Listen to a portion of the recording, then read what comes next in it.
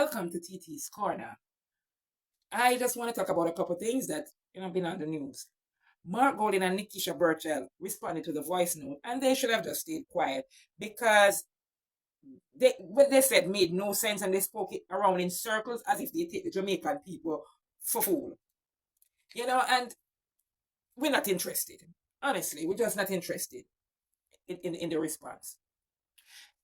It was nice to see Prime Minister Andrew Holness welcoming Westmoreland Councillor Julan Chang to the JLP. Prime Minister Holness was in Westmoreland with Major General Antony Anderson. They were walking and taking a tour through sections of Westmoreland that was affected by Hurricane Melissa.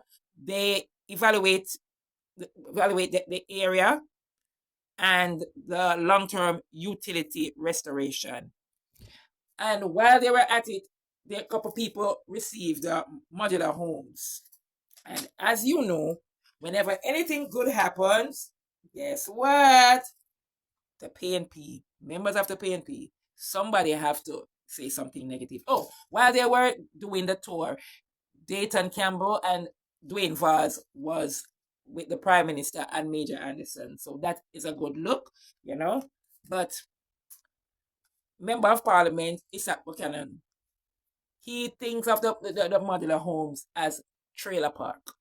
Yes, he thinks, it just baffles the mind. I am saying it is a good look that the people can come out from under tarpaulin and go into a home, but he thinks of it as a trailer park.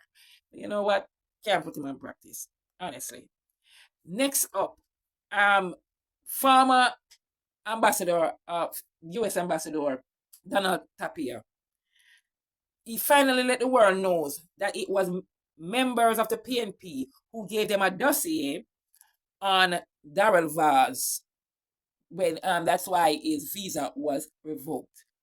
But the good part of it, he said after he decided to do his own research, his own investigation, and he realized that the dossier, what they gave was all lies.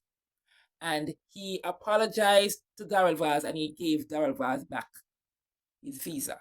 Because in the dossier that PNP, members of PNP gave the U.S. Embassy, is that Daryl Vaz was involved in a lot of crimes and drugs and everything. And they did their own investigation and know. And I'm saying to myself, how evil can they be? How low can they stoop to do that to their fellow Jamaican? Oh my gosh, this is so disgusting. But anyway, it's gonna be August 6th, and that will be Jamaica will be celebrating their 64th independence. Yes, Jamaica is 64. We're gonna be 64. We're getting up there. We're getting up there. And it was so wonderful to see the Prime Minister invited the President of Ghana to Jamaica, and he spoke in Parliament, and they had a wonderful state dinner for him, along with his delegates, and he and his family and delegates will be at the National Stadium to watch Gangala. That is so nice. So I want to say happy independence to my island home, Jamaica. 64 years and counting. I am a proud Jamaican. I feel so blessed to represent 876 all day, every day. Thank you, everyone. God bless you. Happy independence. Boop, boop, boop, boop, boop.